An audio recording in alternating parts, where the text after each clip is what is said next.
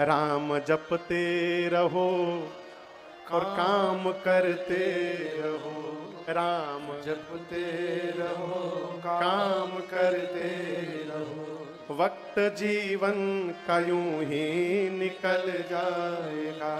वक्त जीवन का यूं ही निकल जाएगा। आप यदि काम करते करते भगवत नाम लेते रहेंगे, एक समय ऐसा आएगा कि आपका जीवन ही भगवत नाम से परिपूर्ण हो जाएगा। इसका उदाहरण भारत में है, महाराष्ट्र में।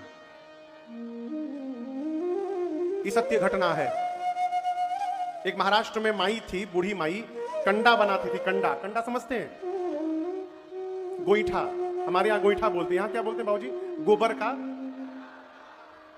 उपला, कंडा। कंडा बोलते, कंडा। उधर मिलता है अभी ऑस्ट्रेलिया में? उधर नहीं मिलता, फिजी में मिलता होगा। वो माई गोईठा बनाती थी, कंडा। अब विट्ठल विट्ठल जपती थी दिन भर। एक ही काम था, विट्ठल विट्ठल जपती रहती थी, गोईठा बनाती रहती थी, कंडा। दूसरा कोई काम ही नहीं था उसके पास। उसी को बेचती थी, भोजन चलता था। एक बार कंडे बना के रखी थी और कुछ चोर आकर उसके कंडे चोरी करके चले गए।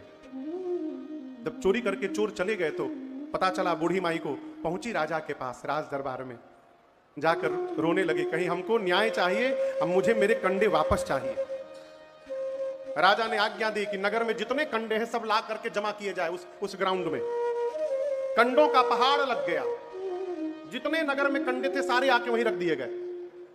राजा ने माई से कहा कि ले लो, जितने कंडे तुम्हारे चोरी हुए थे उसमें से ले लो। माई बोली नहीं, मैं अपने ही कंडों को लूंगी, मैं दूसरे के द्वारा बनाए कंडे नहीं ले सकती। जिन कंडों को मैंने बनाया है मैं उनको लूंगी। राजा बोले इस कंडों के पहाड़ में से तुम्हारे कंडों का पता कैसे चलेगा? सारे कंडे तो एक ही जैसे हैं। माई ने कहा पता चलेगा सरकार, जो लोग मेरे से कंडे लेके जाते हैं ना, वो कहते हैं कि मेरे कंडों को कान में लगाने पर उसमें से विट्ठल विट्ठल की ध्वनि आती है। बाबूजी ये सत्य घटना है, इसी कलयुग की घटना है महाराष्ट्र की। राजा आश्चर्यचकित, ऐसा हो सकता है? माई बोली इसमें से जो मेरे कंडे होंगे ना, उसको कान में लगाने पर ध्वनि आएगी। राजा ने आदेश दिया सभी कंडों को कान में लगाकर सुना जाए।